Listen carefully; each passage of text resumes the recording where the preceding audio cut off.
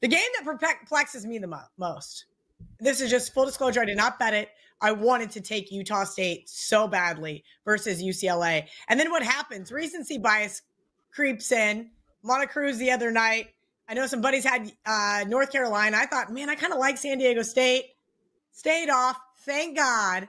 Because boy, oh boy, has the Mountain West for a better part of a decade looked awful in the NCAA tournament. And so that just sits in the back of my mind sometimes and keeps me off of bets. Plus, we'll get to some sharp action here later on in the show. That definitely was the nail in the coffin. I said, I don't want anything to do with Utah State. Teddy, talk to me about Utah State, UCLA. Absolutely. Utah State and UCLA. And right now, looking at my Odds Logic live odds screen. Yeah, it's already been a long couple of days, and it's going to be longer before the weekend is through.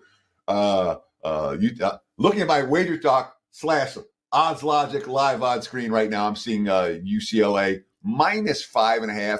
Total 144 in that range. This is a late game in Lexington tonight. And certainly, when we look at UCLA, I thought they kind of got screwed in the Big Ten Conference Tournament. All right. That was their 5th trip back east across multiple time zones since the beginning of January, which is more travel than NBA teams do. And then they had to play an early start game, which if you've ever traveled from the West Coast back east and then you have to get up at 7 a.m. or 9 a.m., it's brutal. I wasn't shocked that they no-showed in that game against Wisconsin. They had nearly a full week off since that loss. They're not playing an early start game here. They're in prime time tonight. And you talked to Kelly about wanting to fade Utah State. I want to fade Utah State too. I don't think there's any comparison between these two teams in at least one key sense. There's only one team that can get a key stop during crunch time, and that is the UCLA Bruins. The Bruins with the 17th ranked defense in the country, which is exactly what we expect from Mick Cronin coach teams. Utah State versus a much weaker schedule, number 149 in defensive efficiency compared to number 17. And again, from a strength of schedule standpoint, Utah State was giving up more points and weaker defensive results against weaker foes. So you talk about some of the struggles that the Mountain West has had. It's not just the past decade. It's really since I've been in Vegas. But what are we talking about? 10 and 23 ATS since 2016. And that includes a Final Four run from San Diego State and another Sweet 16 run from San Diego State. So a lot of the covers were one team. You know, the Big Ten's actually been money makers in the round of 64. We think about all the upsets and Purdue getting knocked off every year in Illinois and all this stuff.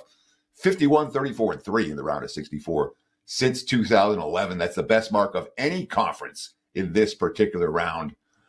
And Utah State, again, I watched them play a lot this year. All right. When they can play with pace, when they get up and down the floor, and they can hit shots, and they can be a dangerous team. They were certainly a real good team when they played at home.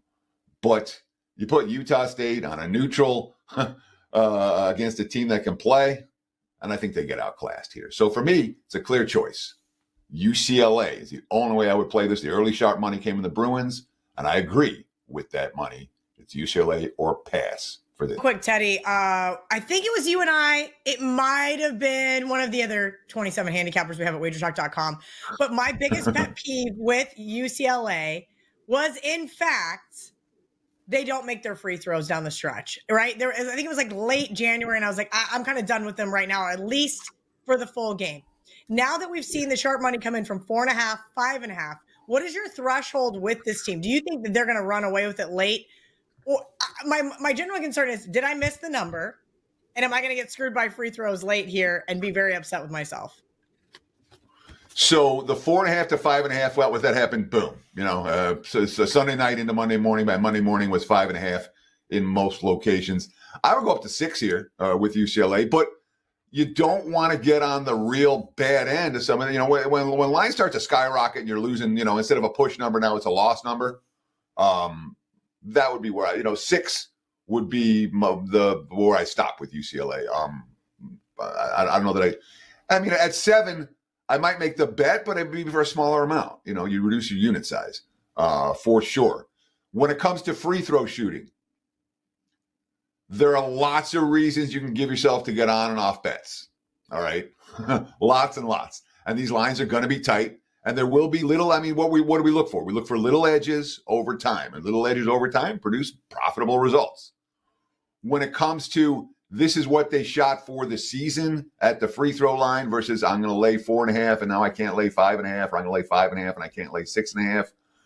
I think you're splitting hairs. It's a piece of the handicap. And if the wrong guy gets on the free throw and everyone goes 1 or 2 down the stretch and they only win by 5 instead of winning by 7, it'll be frustrating. But that's a piece of the game. It is what it is with the Bruins. My handicap's not going to make them a better free throw shooting team. And my lack of a bet on UCLA isn't going to make them a worse free throw shooting team. So it's just we'll let the chips fall where they may when it comes to the end game here.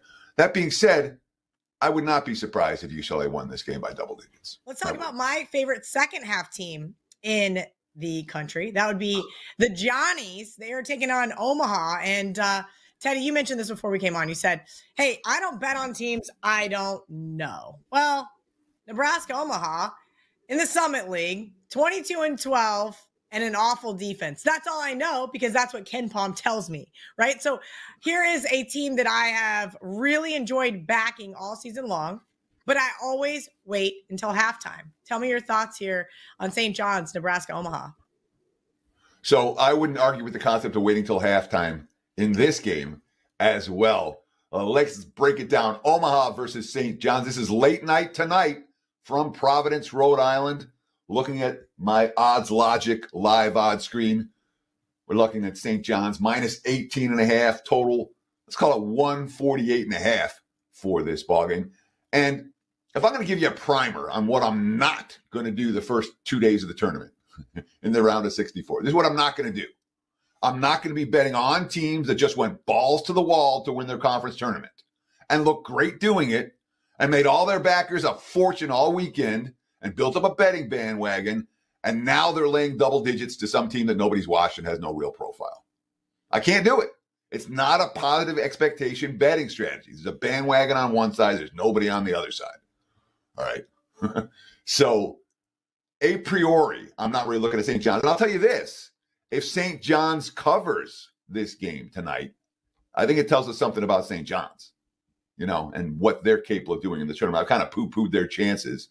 And Omaha's not tough competition for them, but if they come in with the focus tonight to blow this team off the floor, that's going to tell me something because it's not a focus spot for the 18.5 point favorite. So Nebraska's Omaha is not a team that we pay attention to all year long.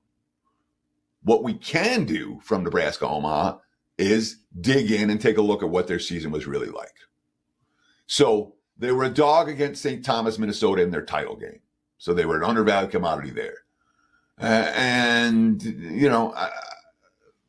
Teams that didn't face tough competition, the smaller conference squads, I don't want to worry too much about what happened back in November because teams change a lot from November.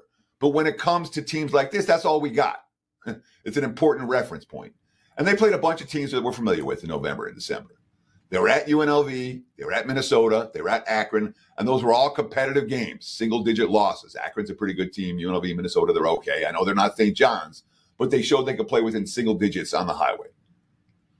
They had a bad road trip, one bad road trip. They went to Iowa in the middle of December, and they got bombed in back-to-back games. Iowa State and Northern Iowa. It was one weekend. They lost those games by 50, right in the middle of finals. And those 2 price points where they got blown out in those 2 games basically affect their power rating the rest of the year because they haven't played anything up in class, So that's why they were an underdog in their conference title game. And that's why they're plus 18.5 here and not plus 15.5 or something, The markets don't really know this team. It's all formulaic. They had a 6-1 ATS run and a 9-0 ATS run early. And then what happened? The markets valued them too high. They had a 1-5 ATS skids. The market's corrected. And right now, what's going on with Omaha? 6 straight covers. I think it's 7 straight covers. Johnny's win, Mavericks cover. That's the only way that I would bet this one. You can't make money in the NCAA tournament laying big prices with teams off big conference tournament victories against opponents that don't have a betting marketplace that supports them. So lean dog for this one. I think the price for the favorite tonight is a little bit too high. Well, Ted, I think you just told me on Nebraska Omaha first half, as well as waiting till halftime to look at St. John. Ask you guys a simple favor. If you like this type of content, hit the like button. Done. Problem solved. Tell us what you think below. We appreciate all the comments. Agree, disagree. It's okay to disagree with me. I won't be mad at you. You know, it takes both sides to have a betting marketplace. But the likes, the comments make all the difference. If you haven't done so, what do we have? Do we have 200,000 yet? I've been saying nearly 200,000 have subscribed to the WagerTalk YouTube channel. If you haven't done so, March Madness, the opening day is the perfect day to do it. Do it right now. I'm running pretty good right now, Kel. We won again in the NBA last night. I'm on a 6-1, 86% college hoops run. Last year, March Madness, 25-8 down the stretch, 76%. My clients were very pleased with the March last year. So running good in college hoops right now. Did very well in this tournament last year. And we got the great deal right now where you buy the month of April and get the rest of March for free. What's it, $6.50 a day, something like that? It's a good deal. Check out my page, wt.buzz/TC. Don't buy a play. I have a 5% big ticket up for tomorrow. Don't buy it. Get the package and get on board for the entirety of the tournament, all of April, baseball, NBA. That's the deal to get right now.